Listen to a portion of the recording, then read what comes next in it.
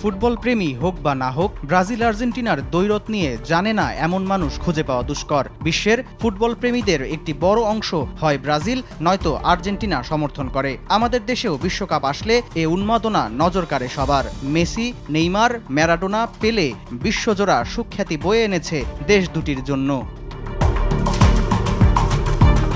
এবার ফুটবলকে একটু পাশে রাখি। গেল ৭ অক্টোবর থেকে গাজায় বর্বর হামলা চালিয়ে আসছে ইসরায়েল। মৃত্যু মাতমে শিউরে উঠছে গোটা বিশ্ব।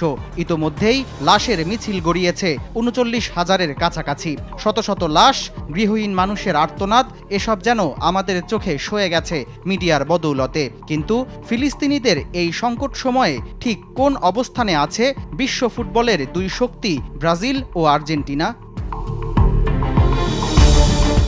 গাজায় হত্যাযজ্ঞ শুরু হওয়ার পর থেকেই ফিলিস্তিনের প্রতি সহানুভূতি দেখিয়ে আসছে ব্রাজিল সরকার। গাজা ইস্যুতে ইসরায়েলের সঙ্গে কূটনৈতিক সম্পর্ক ছিন্ন করতে ব্রাজিলের প্রেসিডেন্ট লুলা ডি সিলভা গেল মে মাসে ইসরায়েল থেকে ব্রাজিলের রাষ্ট্রদূত প্রত্যাহারের সিদ্ধান্ত নেন। এছাড়াও ফিলিস্তিনের সঙ্গে মুক্ত বাণিজ্যের ঘোষণা দিয়েছে ব্রাজিল। দক্ষিণ আমেরিকার দেশগুলোর বাণিজ্য বিষয়ক ফোরাম মার্কোসুর ট্রেড ব্লকের সম্মেলন চলাকালে ফিলিস্তিন সরকারের এক প্রতিনিধির সঙ্গে এ চুক্তি স্বাক্ষর করেন ব্রাজিল প্রেসিডেন্ট। এদিকে ২০১০ সালেই ফিলিস্তিনকে স্বাধীনতার স্বীকৃতি দিয়েছে ব্রাজিল।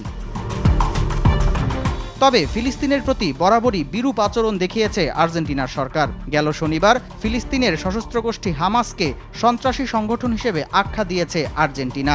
এছাড়াও চলতি বছর ফেব্রুয়ারিতে ইসরায়েল সফর করে ইহুদি ধর্ম গ্রহণের ইচ্ছা ব্যক্ত করেছেন আর্জেন্টাইন প্রেসিডেন্ট জেভিয়ের মিলেই। আরব ও ইসলামিক গ্রুপের কাউন্সিলের দূতদের সঙ্গে একটি পূর্ব নির্ধারিত মিটিং বাতিল করে দিয়েছেন প্রেসিডেন্ট মিলেই। তার দপ্তর এক বিবৃতিতে জানায়, বৈঠকটিতে ফিলিস্তিনের উপস্থিতি থাকায় নিজেকে প্রত্যাহার করে নিয়েছেন তিনি। বিশ্লেষকরা বলছেন, ইসরায়েলের দখলদারিত্বের পক্ষে অবস্থান নিয়ে আর্জেন্টিনার প্রেসিডেন্ট ভুল ইতিহাসের পক্ষে অবস্থান নিয়েছেন। তবে অধিকাংশ আর্জেন্টাইন নাগরিক ফিলিস্তিনিদের প্রতি সহমর্মী।